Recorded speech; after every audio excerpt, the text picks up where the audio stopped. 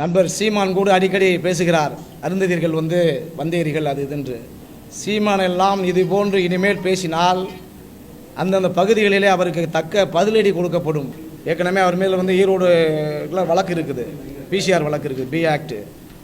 மீண்டும் இதை அந்த வார்த்தையோடு அவர் நிறுத்திக்கிறேன்னா, மீண்டும் அருந்ததியர் மக்களை தொட்டால் நாங்கள் திருப்பி நிச்சயம் அடிப்போம். அவரை ராஜசேகரன் அடிப்போம்னே போடுங்க.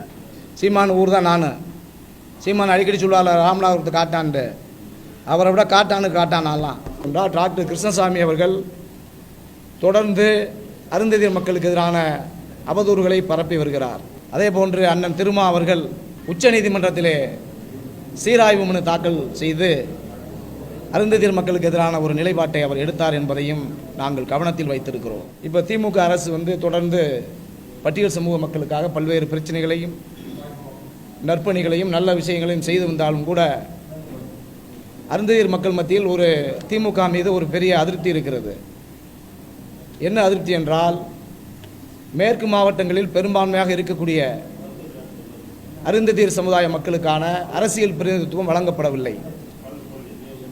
மேற்கு மாவட்டங்களில் இருக்கக்கூடிய 14 தொகுதிகளில் வருகின்ற 2026 சட்டப்பேரவை தேர்தலில் அது எந்த கட்சியாக இருந்தாலும் சரி, திமுகவாக இருந்தாலும் சரி, அதிமுகவாக இருந்தாலும் சரி, இன்னும் பிற கட்சிகளாக இருந்தாலும் சரி, 14 தொகுதிகளை அந்த அருந்ததியர் சமுதாய மக்களுக்கு வழங்கிட வேண்டும் என்ற பிரதான கோரிக்கையை நாங்கள் முன்வைத்து தான் மே 11ஆம் தேதி ஈரோட்டிலே மாநாடு நடத்தப்பட இருக்கின்றோம். இரண்டாவதாக என்ன சொல்கிறோம் என்றால், டாக்டர் கிருஷ்ணசாமி அவர்கள் தொடர்ந்து அருந்ததியர் மக்களுக்கு எதிரான அவதூறுகளை பரப்பி வருகிறார். எங்களுடைய கேள்வி என்னவென்றால், 2009ஆம் ஆண்டு தமிழ்நாடு முதலமைச்சராக இருந்த டாக்டர் கலைஞர் அவர்கள் இந்த இடஒதுக்கீட்டை உள்ஒதுக்கீடு 3% வழங்கியதற்கு முன்பாக ஏறக்குறைய 75 ஆண்டுகள் இடஒதுக்கீடு நடைமுறையில் இருக்கின்றது. இந்திய அரசியலமைப்பு சட்டம் எழுதிய பிறகிலிருந்து அப்போதெல்லாம் நாங்கள் அனுபவிக்காத அந்த இடஒதுக்கீட்டை பட்டியல் சமுதாயத்தில் இருக்கிற 2 சமூகங்கள், பெரும்பான்மையாக இருக்கிற சமூகங்கள் தொடர்ந்து அந்த எங்களுடைய உரிமைகளை பறித்தார்கள் என்று நாங்கள் சொல்லவில்லை, அனுபவித்து வந்தார்கள் என்பது உண்மை. ஆகவே நாங்கள் பின்தங்கிய நிலையில் இருந்த ஒரு சமூகம் எழுச்சி பெற்று இளைஞர்கள் இன்றைக்கு கல்வி, வேலைவாய்ப்பு, பொருளாதாரத்தை கேள்வி கேட்கக்கூடிய ஒரு சூழ்நிலைக்கு வந்த பிறகு இந்த இடஒதுக்கீட்டை இப்போதுதான் எங்களுடைய சமுதாய மக்கள் நுகர்வதற்காக ஒரு தொடக்கத்தை ஆரம்பித்திருக்கிறார்கள். அப்படியானால் அவருடைய கூற்றுப்படி இந்த சமுதாயம் வளர்ந்துவிடக்கூடாது என்பதில் கவனமாக இருக்கிறார்கள் என்பதைத்தான் நாங்கள் உணர முடிகிறது. ஆகையால் டாக்டர் கிருஷ்ணசாமி பல்வேறு யுக்திகளை கையாண்டார்.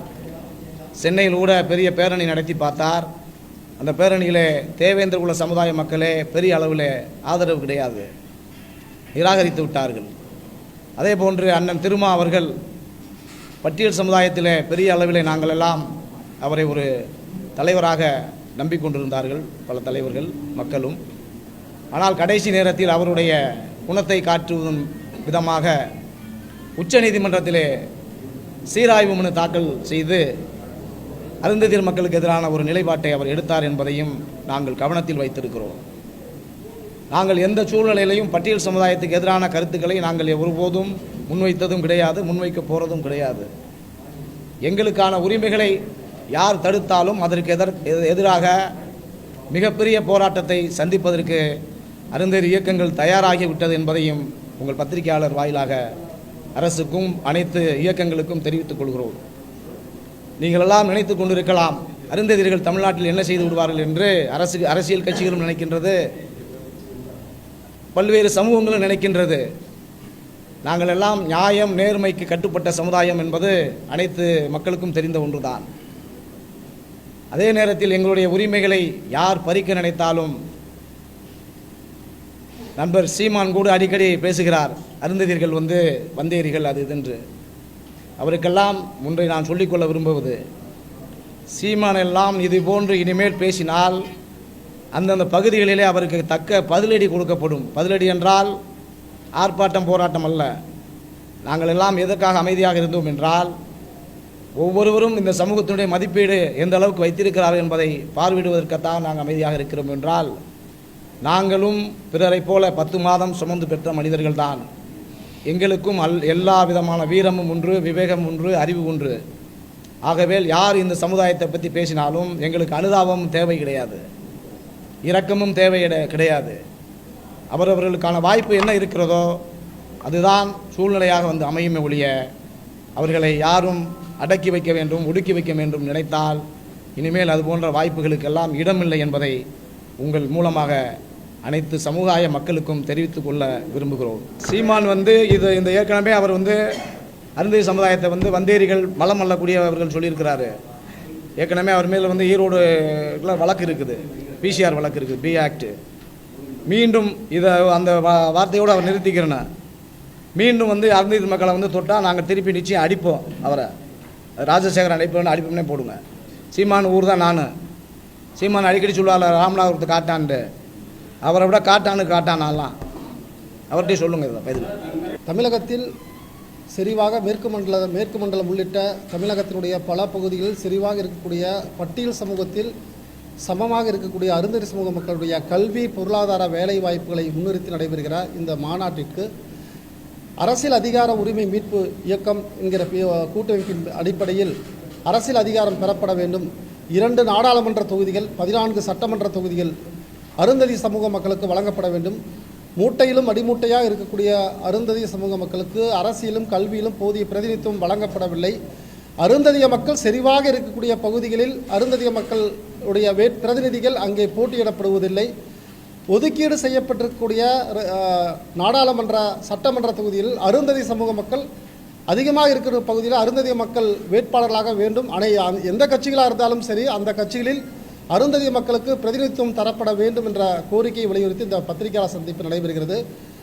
மேற்கு மாவட்டங்களில் அதிகமான மக்கள் தொகை இருந்தாலும் கூட இன்னும் பல இடங்களில் தனி தொகுதிகளில் வந்து பட்டியல் சமூக மக்களாக இருக்கக்கூடிய அருந்ததி மக்களுக்கு வழங்கப்படவில்லை. உதாரணத்துக்கு கோவை மாவட்டத்தில் சூலூர் தொகுதி பெரும்பான்மை அருந்ததி சமூக மக்களாக இருக்கக்கூடிய அந்த பொது தொகுதியாக வச்சுருக்காங்க. மக்கள் தொகை அடிப்படையில் பட்டியல் சமூகத்தில் இருக்கக்கூடிய அருந்ததி சமூக மக்களுக்கு ஏற்கனவே மாண்புமிகு முன்னாள் முதலமைச்சர் கலைஞர் அவர்கள் 3% இடஒதுக்கீடு வழங்கப்பட்டது. ஆனால் மக்கள் தொகை அடிப்படையில் இந்த 3% இடஒதுக்கீடு எங்களுக்கு போதாது, 6% இடஒதுக்கீடு வழங்கப்பட வேண்டும் என்கிற கோரிக்கையை வலியுறுத்தி பல்வேறு போராட்டங்கள் தமிழ்நாட்டில் நடைபெற்று கொண்டு நாங்கள் நடத்தி வந்து வருகிறோம். ஆனால் இங்கே இருக்கக்கூடிய தமிழகத்தில் குறிப்பாக அருந்ததி சமூகத்திற்கு அளிக்கப்படுகிற நிதி உதவிகள் என்பது தாட்கோ உள்ளிட்ட நிதி உதவிகள் கூட போதிய அளவில் கிடைக்கப்படுவதில்லை. இன்றைக்கி 12 லட்சம் இருக்கிற பஞ்சம் நிலங்கள் இன்றைக்கி நிலங்கள் காணாமல் போய்விட்டது. அரசியல் அதிகாரம் எப்படியோ அதே போல் நில உரிமை மிக மிக முக்கியம். அருந்ததி மக்களுக்கு மேற்கு மாவட்டங்களில் தமிழகத்தில் வழங்கப்பட்ட நிலங்கள் அனைத்துமே இன்றைக்கி பறிபோய்விட்டது. அந்த நிலங்களை மீட்பதற்கு அரசு இன்னும் எந்த முயற்சி எடுக்கல. இன்றைக்கி நாங்கள் தொடர்ந்து போராடிட்டு இருக்கிறோம். பட்டியல் 1892 ஒதுக்கீடு செய்யப்பட்ட பஞ்சம் நிலங்களே இன்று வரை பட்டியல் சமூக மக்களுக்கு நிலங்கள் இங்கு இருந்தும் கூட அந்த நிலங்களை எடுத்து பட்டியல் சமூக மக்களுக்கு தருவதற்கு அரசு தயாராக இல்லை. தொடர்ந்து பல்வேறு கோரிக்கையில் அரசு நாங்கள் முன்னிறுத்திட்டு வந்து வருகிறோம். இந்த பத்திரிகையாளர் சந்திப்பில் நாங்கள் அரசிடம் கோரிக்கை வைப்பது 1,12 லட்சம் ஏக்கர் இருக்கக்கூடிய பஞ்சம் நிலம் 1 லட்சம் ஏக்கர் நிலங்கள் தான் இருப்பதாக தெரிய வருகிறது. மீதமுள்ள இந்த நிலங்களையாவது மீட்டு நிலமற்ற மக்களுக்கு இன்றைக்கி அரசு இந்த நிலங்களை வழங்க வேண்டும் என்கிற கோரிக்கை வலியுறுத்தியும் இன்றைக்கி தாட்கோல் ஒதுக்கீடு செய்யப்படுகிற பொருளாதார திட்டங்கள் வந்து அருந்ததி மக்களுக்கு போய் சேருவதில்லை என்கிற ஒரு கோரிக்கையும் நாங்கள் இந்த குற்றச்சாட்டையும் அரசு வைக்கிறோம். இன்றைக்கி மக்கள் தொகை கணக்கெடுப்பு என்பது மிக மிக முக்கியமாக இருக்குது. நீங்கள் அருந்ததி மக்கள் பெரும்பான்மையாக இருக்கிற பகுதியில் கணக்கெடுப்பு நடத்தினா மட்டும்தான் இப்போ தனி தொகுதியில் உருவாக்க முடியும். நிறைய தொகுதியில் தனி தொகுதியில் உருவாக்கப்பட வேண்டும். அருந்ததிய மக்களுடைய கல்வி, பொருளாதார, வேலை வாய்ப்புகளை முன்னிறுத்தி அரசு தனி கொள்கை உருவாக்க வேண்டும். இன்றைக்கி மற்ற மாநிலங்கள் ஆந்திராவில் கேரளாவில் வந்து அந்த பட்டியல் சமூக மக்களுக்கு சிறப்பு உட்கூறு திட்டங்கள் வந்து முழுமையாக பயன்படுத்தப்படுகிறது. தமிழகத்தில் இருக்கக்கூடிய நிதி, சிறப்பு உட்கூறு திட்டத்தினுடைய நிதி முழுமையாக பயன்படுத்தப்படுவதில்லைங்கிற கோரிக்கை நாங்கள் அரசுகிட்ட வைத்து இந்த மாநாடை நாங்கள் நடத்துகிறோம்.